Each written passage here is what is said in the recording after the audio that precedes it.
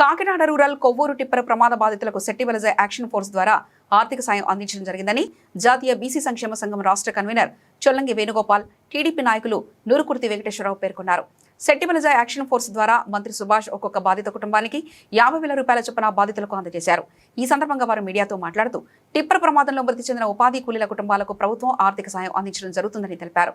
మృతుల కుటుంబాలు నిరుపేద బడుగు వర్గాలకు చెందిన వారని తెలిపారు. ఈ కార్యక్రమంలో మాజీ MPTC Geesala Srinivasarao, Peethani Appanna, Guttula Ramalingeswararao, AMC chairman Manga Gangaiah, Konda Vinayak, Srinivas, Yalamanchili Bhaskar, Bheemaraju తదితరులు పాల్గొన్నారు. బ్రిడ్జి దగ్గర జరిగిన లారీ ప్రమాదంలో చనిపోయిన శతయాత్రలో ఒకరైన కాదా చిట్టం గారికి భర్త లేరు. ఇప్పుడు ఆవిడ కూడా కాలం చేయడం జరిగింది ఆ ప్రమాదంలో. ఈవిడికి కనీసం ఇల్లు కూడా లేదు. ఈవిడికి 2 కూతుర్లు ఉన్నారు. ఒక కూతురు కూడా వ్యవసాయ కూలికి పనులు చేసుకుని జీవిస్తూ ఉంటారు. ఇంక రెండో అమ్మాయి డిగ్రీ సెకండ్ ఇయర్ చదువుతుంది. ఈ అమ్మాయికి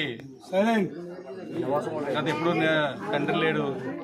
ఈ ప్రమాదంలో తల్లిని కూడా కోల్పోయింది. కనీసం ఉండటానికి నివాసం కూడా లేదు. చదువు కూడా మధ్యలో ఆగిపోయే పరిస్థితులు కనపడుతున్నాయి. అంచేత ఇప్పుడు ప్రస్తుతానికైతే మన కార్మిక శాఖ మంత్రి వర్యులు ఒక్కొక్క కుటుంబానికి 50,000 రూపాయల చొప్పున SAF ద్వారా, సత్యం ఫౌండేషన్ ద్వారా ఆర్థిక సహాయం అందించడం జరిగింది. అందులో భాగంగా ఈ కాదా చిట్టం గారి కూతురులైనటువంటి 2 కూతుర్లకి 50,000 రూపాయలు ఈ రోజున పెద్దల సమక్షంలో మన నూరుకుర్తి వెంకటేశ్వరరావు, చొల్లంగి వేణుగోపాల్ గారు, పీతాని అప్పన్న గారు, గేసా శ్రీనివాస్ గారు, వాసంశెట్టి అంజబాబు గారు తదితర పెద్దలందరి సమక్షంలో, భీమరాజు గారు అందరి సమక్షంలో 50,000 రూపాయలు అందజేయడం జరిగింది. ఇక్కడ ముఖ్యమైన విషయం ఏంటంటే వీళ్ళకి ఉండటానికి ఇల్లు లేదు. ఆ అమ్మాయికి తల్లిదండ్రులు లేరు.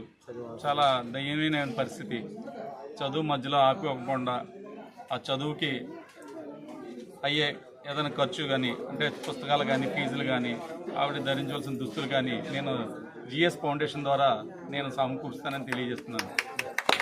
అంతేకాకుండా ప్రభుత్వం వారు దయదలిచి పెద్దలందరూ సహకారంతో ఈ అమ్మాయికి ఏదైనా అవుట్సోర్సింగ్ జాబ్, అంటే చదువుకు అడ్డు లేకుండా, అమ్మ ఏ టైం అమ్మ కాలేజీ ఒక హాఫ్ డే చదువుకునేలాగా ఒక హాఫ్ డే ఏదైనా అవుట్సోర్సింగ్ జాబ్ ఏదైనా ఇస్తున్నట్లయితే ఆ అమ్మాయి కొంచెం ఆసరాగా కలిగించిన వాళ్ళు అవుతారు. దయచేసి ముఖ్యమంత్రి వర్యులు, ఉప ముఖ్యమంత్రి వర్యులు, యువనేత నారా లోకేష్ గారు కొంచెం ఈ అమ్మాయిని దృష్టిలో పెట్టుకుని ఈ అమ్మాయికి ఒక జీవితాన్ని ప్రసాదిస్తారని వేడుకుంటున్నాము. మరి 16వ తారీఖున జరిగిన సంఘటన మాత్రం చాలా దురదృష్టకరం. ఆ రోజు ఉదయం ఉపాధి హామీ పథకం పనుల్లో వెళ్ళడం జరిగింది. వాళ్ళకే ఉపాధి లేదు. అటువంటిది వాళ్ళు ఉపాధి చేసుకోవడానికి సుమారు గవర్నమెంట్ తరఫున ఎంతో కొంత వస్తుందని చెప్పి ఉదయమే కుటుంబ సభ్యులందరినీ వదిలేసి 6 గంటలకే బయలుదేరి వెళ్ళారు. 6:30కి ఒక ట్రక్కు రూపంలో గుచ్చం కబళించడం జరిగింది. ఆ లారీ ఎలాగొచ్చిందంటే రోడ్డుకి ఎడం వైపున ఉండవలసింది పోయి కుడివైపున వచ్చి వాళ్ళ ఈ మృతుల మీద ఎక్కించడం జరిగింది. సుమారు స్పాట్లో 4 పోవడం, ఇంకిద్దరేమో హాస్పిటల్లో జాయిన్ అవ్వడం, అలాగే మళ్ళీ నిన్న ఇంకొకరు మృతి చెందడం జరిగింది. ప్రస్తుతానికైతే హాస్పిటల్లో ఉన్నారు. ఇదంతా కూడా డ్రైవర్ యొక్క నిర్లక్ష్యం. అతను తాగేసి ఉండడం, లేకపోతే పడుకోవడం వల్ల ఏదో రకంగా దాని మీద తప్పుదల మీదే డ్రైవర్ యొక్క నిర్లక్ష్యం వలన జరిగింది. దీన్ని చాలా చింతిస్తున్నారు.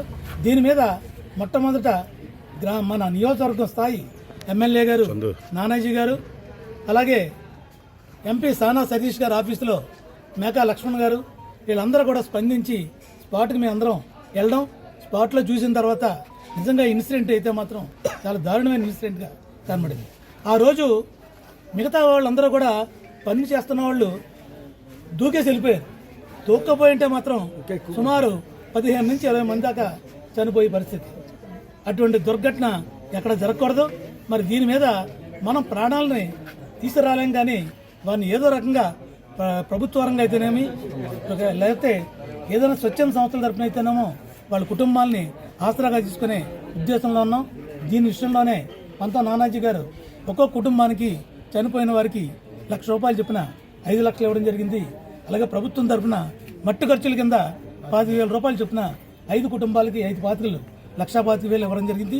ఈవేళ ఈ శెట్టి బలిజ యాక్షన్ ఫోర్స్ అది మన సుభాష్ గారు వాళ్ళ నాన్నగారు కూడా స్థాపించడం జరిగింది, సచిన్ గారు స్థాపించడం జరిగింది. దాన్ని ముంజువలే వీరికి ఎక్కడైనా సరే ఎవరైనా ఆపదలో ఉన్నా ఈ బడుగు బలహీన వర్గాలకు సంబంధించిన వాళ్ళు కానీ ఎవరైనా అయితే దాన్ని ఖచ్చితంగా ఆదుకునే పరిస్థితి ఎక్కడైనా సరే, జిల్లాలోనే కాదు రాష్ట్రంలో ఎక్కడైనా సరే వీళ్ళు వచ్చి ఆదుకోవడం జరుగుతుంది.